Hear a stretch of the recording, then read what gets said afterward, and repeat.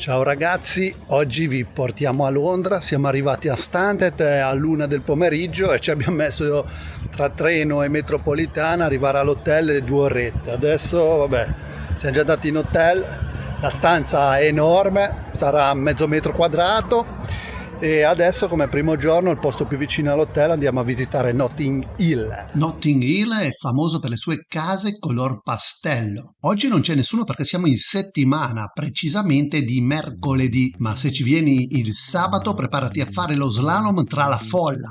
C'è il mercatino dell'antiquariato più famoso del mondo. Ad agosto invece potrai ballare come se non ci fosse un domani al carnevale caraibico di Notting Hill, con sfilate, danze e cibo da leccarsi i baffi. Notting Hill è un quartiere iconico nella parte occidentale di Londra, diventato ancora più famoso grazie al film del 1999 Notting Hill, con Hugh Grant e Julia Roberts. Il film ha reso celebri varie location del quartiere come la libreria e la famosa porta blu della casa del personaggio di Hugh Grant. Insomma, tra case color arcobaleno e spot da film, Notting Hill è il posto giusto per turisti e appassionati di fotografia.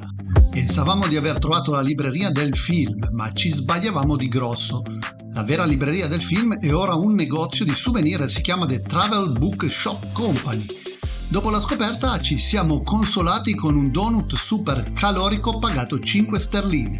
Lungo il percorso verso il giardino di Kensington vediamo la bellissima chiesa pentecostale di Kensington. Ed ecco uno dei pub più fotografati di Londra, The Churchill's Arms. Costruito nel 1750, si dice che i nonni di Churchill venissero qui a bere. E infine arriviamo alla St. Mary Abbotts, l'attuale struttura della chiesa, costruita nel 1872, è famosa per la sua guglia altissima, che con i suoi 85 metri è la più alta di Londra e visibile da chilometri di distanza.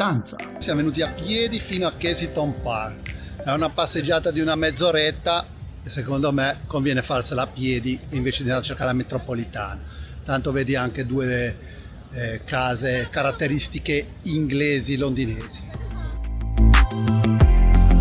Ed eccoci davanti a Kensington Palace, che si trova proprio nei giardini di Kensington, è una delle più importanti residenze reali inglesi e qui nel 1819 nacque la regina Vittoria.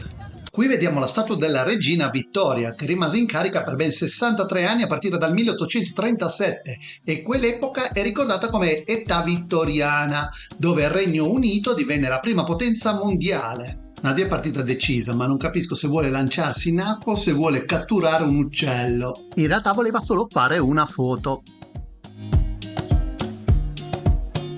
Kensington Gardens è uno dei parchi reali di Londra, è famoso tra i bambini inglesi perché è l'ambientazione del libro di Peter Pan, il bambino che non voleva crescere.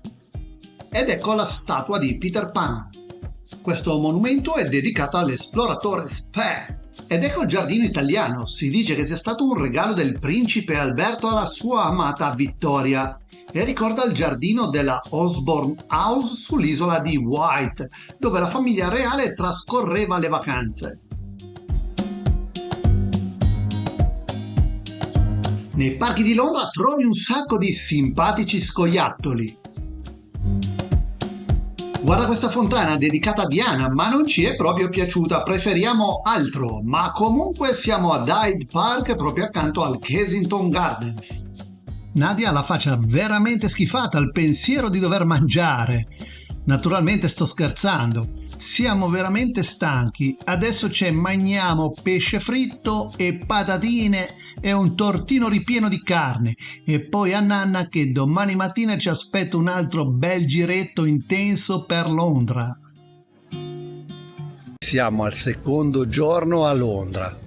Adesso stiamo attraversando Kensington Park e andiamo a piedi, non prendiamo la metropolitana perché in mezz'oretta arriviamo all'History Natural Museum, che è pronuncia madrelingua. Passando per Kensington Gardens vediamo l'Albert Memorial, che è un monumento fatto costruire dalla regina Vittoria in memoria del suo caro marito, il principe Alberto, morto a causa di una febbre tifoide.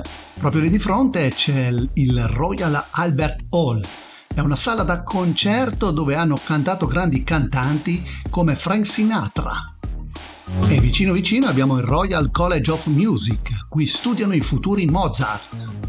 Arriviamo al Natural History Museum e ci troviamo subito davanti a uno scheletro di stegosauro che sembra dirci benvenuti. Ospita circa 70 milioni di reperti organizzati in 5 collezioni: botanica, entomologia, mineralogia, paleontologia e zoologia. L'ingresso è gratuito, però conviene prenotarlo online per evitare di fare code ulteriori all'ingresso. Dimenticavo di dirvi che per accedere a alcune stanze è necessario pagare. Siamo usciti da un quarto d'ora dal Natural History Museum e adesso a piedi un quarto d'ora, 20 minuti, siamo in Magazzini Harrods. I magazzini Harrods nel 1834 erano un negozietto di alimentari e nel tempo sono diventati giganteschi. Adesso siamo usciti dai magazzini Harrods, ma non ho fatto nessun filmato. Mi sembra che non ci sia niente di rilevante da far vedere, dei gran negozi.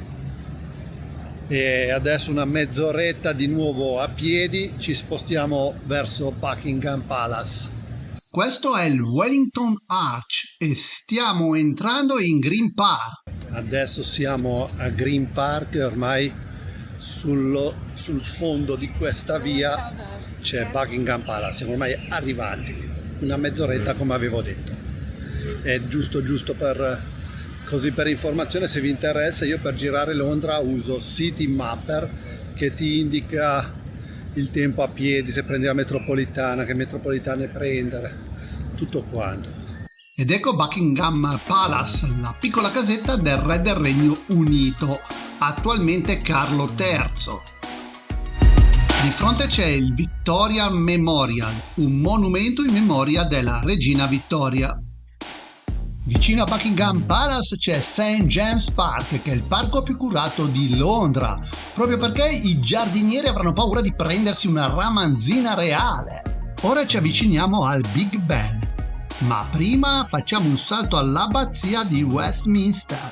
L'abbazia di Westminster è dove avvengono le incoronazioni dei sovrani d'Inghilterra. Non dipende dall'autorità diocesana ed è di proprietà della monarchia britannica. È anche patrimonio dell'umanità UNESCO. Insomma, mica robetta. Ecco il Big Ben di Londra, la superstar delle torri con orologio. Non è solo una torre, ma una vera celebrità. È il campanile dell'iconico palazzo di Westminster e il suo nome è Elizabeth Tower, ma tutti lo chiamano Big Ben. È alto 96 metri ed è stato completato nel 1859. Dopo un po' di riposo per lavori di restauro, ora è tornata a dirci che ora è. Il palazzo di Westminster è sede del Parlamento britannico e simbolo iconico di Londra. Sorge maestoso sul Tamigi.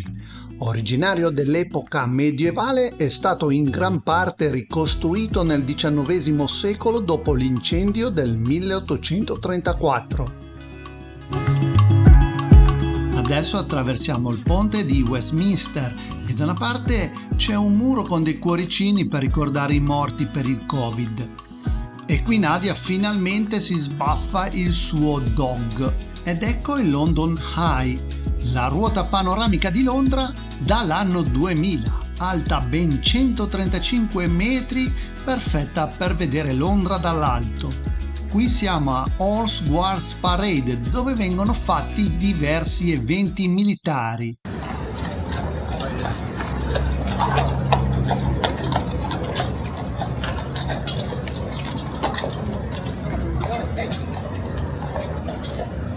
Andando avanti incontriamo il Trafalgar Square, una piazza dedicata alla battaglia di Trafalgar. Sulla piazza troviamo anche il museo National Gallery. Adesso, dopo essere stati a Trafalgar Square, Nadia mi ha detto che vuole portarmi in un posto senza dirmelo. L'itinerario l'ho fatto io e lei l'ha modificato. Adesso non so, sto andando dietro a lei, guardiamo dove mi porta. In mezzo alla piazza potete vedere un orologio svizzero con il carillon. Ed ecco dove mi voleva portare Nadia, nel negozio della Lego. E adesso ci spostiamo a Chinatown, nel quartiere di Soho, caratterizzato da lanterne rosse e da una miriade di ristoranti e negozi cinesi. E adesso, usciti da Chinatown, facciamo un giro veloce all'Apple Market, che offre una gamma di oggetti e prodotti unici fatti a mano. Qui siamo a Leicester Square e vediamo la statua di Harry Potter e quella di Mary Poppins. Questo invece è il bellissimo negozio della TWG, produttrice di tè.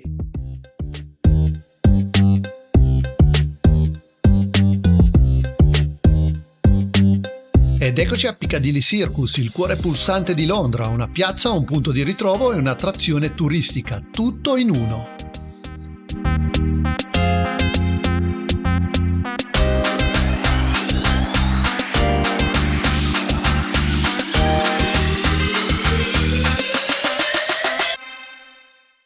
Un tipico pub di Londra.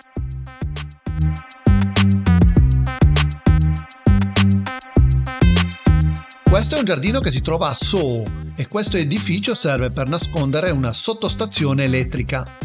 Siamo tornati a Westminster perché Nadia pensava che l'abbazia e la cattedrale fossero la stessa cosa. Spoiler, non lo sono! Ed ecco la cattedrale di Westminster. L'esterno si caratterizza per le cupole orientaleggianti, per il colore rosso dei mattoni e soprattutto per l'alta torre campanaria intitolata San Edoardo, che raggiunge gli 87 metri di altezza.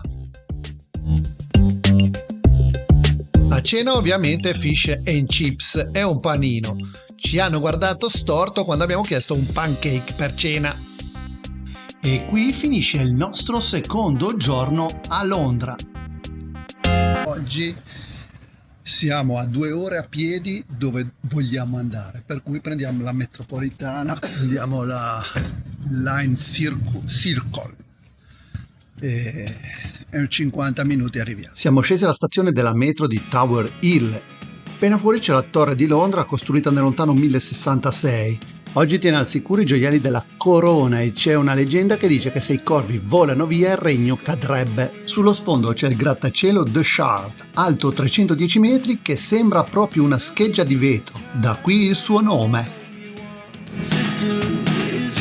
Ed eccoci avvicinarci al Tower Bridge, un'icona architettonica di Londra. Inaugurato nel 1894, ogni giorno assiste al transito di migliaia di veicoli e pedoni.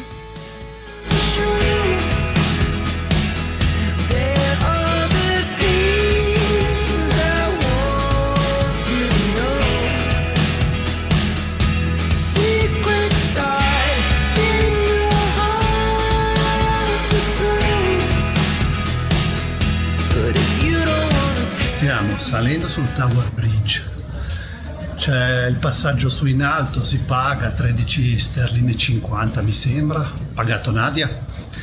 Normalmente io faccio gentiluomo, faccio pagare le donne e adesso vi facciamo vedere dove stiamo salendo.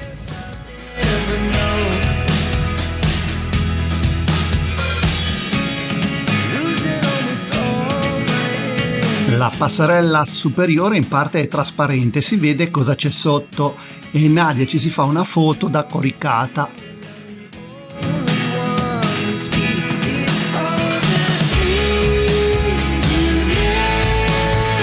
Qui vediamo una nave da guerra del 1939 ormeggiata sul Tamigi, trasformata in nave museo. Questa è la cattedrale di Southwark.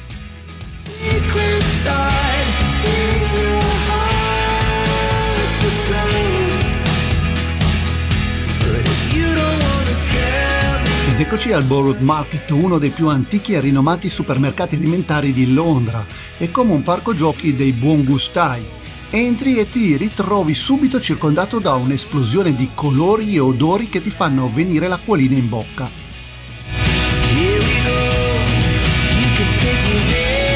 Eccoci al Tate Modern, un museo di arte contemporanea internazionale, ospitato in un'ex centrale elettrica.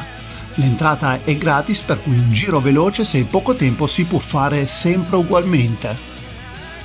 Questo è il Millennium Bridge, inaugurato nel 2000. Ha avuto un inizio traballante e per questo soprannominato Wobbly Bridge.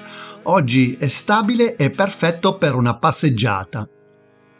Attraversandolo arriviamo alla maestosa cattedrale di St. Paul. Sapete che ci sono voluti 35 anni per costruirla e che la sua cupola è la seconda più grande al mondo. Dal 1666 questa cattedrale ha visto matrimoni reali e celebrazioni storiche. Ed eccoci a fare la coda per salire al 15° piano al Garden at 120. E nel giro di 5 minuti abbiamo fatto la coda e siamo sul Garden at 120, che è una terrazza aperta. Da dove ammirare Londra un po' più dall'alto. L'ingresso è gratuito e non c'è bisogno di prenotare prima.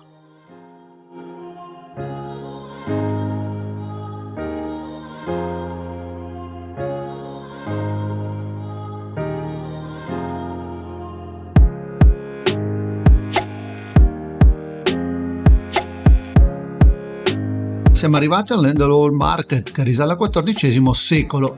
Vanta una splendida architettura vittoriana ed è stato utilizzato come location per Diagon Alley nel film di Harry Potter.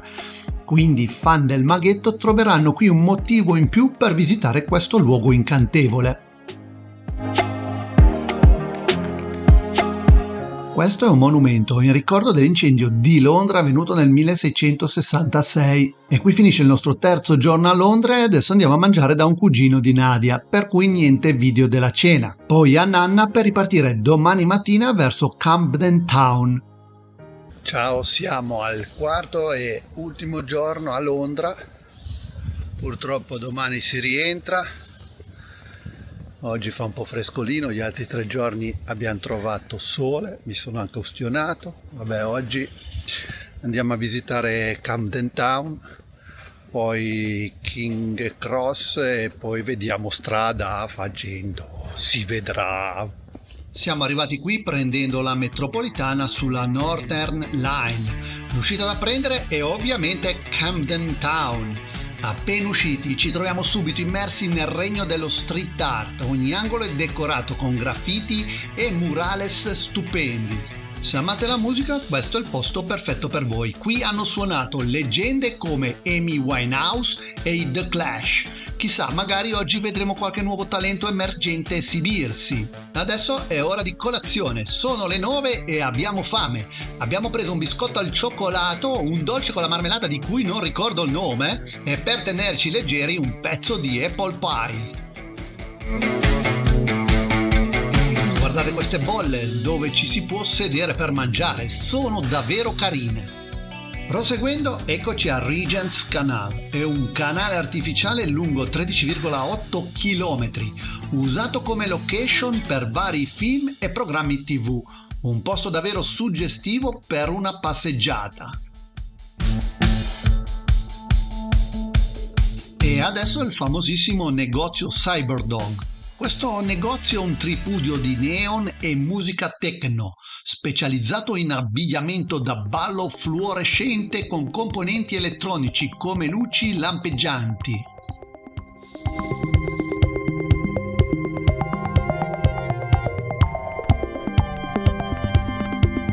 Non potevamo non passare dal celebre Camden Market, qui trovate di tutto, street food con sapori da tutto il mondo, negozi di abbigliamento vintage e accessori unici. E guardate questa statua di un cavallo super colorato appena fuori dal mercato. Ora è tarda mattinata e il flusso di turisti è aumentato notevolmente. Quando siamo arrivati noi questa mattina presto c'erano ancora i negozi chiusi, ma adesso Camden è viva e pulsante di energia. Adesso da Camden Town, allora City Mapper mi dà 25 minuti a piedi per arrivare a King Cross. Mentre ci dirigiamo verso King Cross incontriamo St. Pancras Old Church. Questa chiesa è dedicata al martire romano San Pancrazio, il santo patrono dei bambini. È considerata uno dei più antichi siti di culto cristiano in Inghilterra, ma ciò non è supportato da prove concrete. Ed eccoci arrivati alla stazione di King Cross, celebre per essere la stazione di partenza dell'espresso di Hogwarts nei libri della saga di Harry Potter. Il famoso binario 9¾ è un'attrazione imperdibile per i fan, però visto che bisogna pagare per visitarlo e fare un'ora di coda, abbiamo deciso di passare oltre. Proprio accanto scopriamo la stazione ferroviaria di St. Pancras, un capolavoro dell'architettura vittoriana e inaugurata nel 1868. Famosa per il suo imponente tetto in vetro, oggi da qui partono gli Eurostar per Parigi, Bruxelles e Amsterdam.